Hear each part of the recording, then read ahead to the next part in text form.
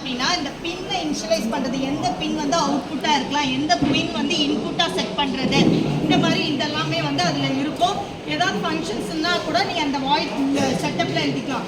Void லூப்பில் வந்து எது வந்து நீ ரிப்பீட்டடாக அது வந்து பண்ணிகிட்டே இருக்கணும் அப்படின்னா அது திருப்பி போயிட்டே இருக்கும் அப்படின்றது வந்து அந்த வாய்ட் லூப்பில் வந்து எழுதிக்கலாம். ஓகேயா? 30 வந்து அதாவது பின் 13 வந்து அவுட்புட்னு நான் செட் பண்ணியிருக்கேன். ஓகேயா?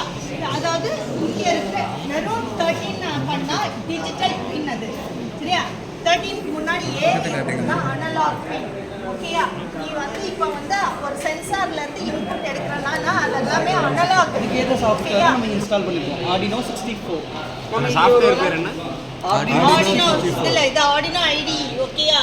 இந்த கம்ப்யூட்டர்ல வந்து ஆர்டினோவா ஒரு இந்த சாஃப்ட்வேரை வச்சு நம்ம வந்து ரன் பண்ணிக்கலாம். இப்போ இந்த ப்ரோக்ராம் வந்து முனிவாசன் ஸ்டார்ட்.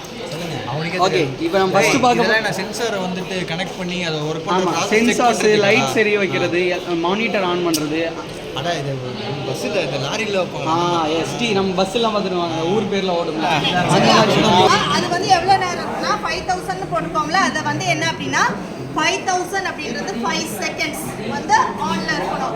அதுக்கப்புறம் என்ன ஆச்சுன்னா பின் 13 வந்து லோவாகிடணும் அப்படின்னு தான் நாங்கள். அதுக்கு அடுத்தது டிலே வந்து 50ன்றது வந்து என்னது 0.5 செகண்ட்ஸ். பாயிண்ட் அது வந்து கண்டினியூட்டி ஆகிட்டு என்ன பண்ணிட்டு கொஞ்சம் நேரம் பிரிண்ட் ஆகிடும். சரியா? இப்போ என்ன அப்படின்னா இந்த எக்ஸிக்யூட் பண்ணணும் அப்படின்னா ஃபர்ஸ்ட் வந்து இந்த மேலே வந்து ஒரு டிக் மாதிரி இருக்கும். அதை தான் வந்து கம்பைன் இதில் இந்த கம்பைன் பண்ணிட்டு அதுக்கப்புறம் என்ன பண்ணணும் அப்படின்னா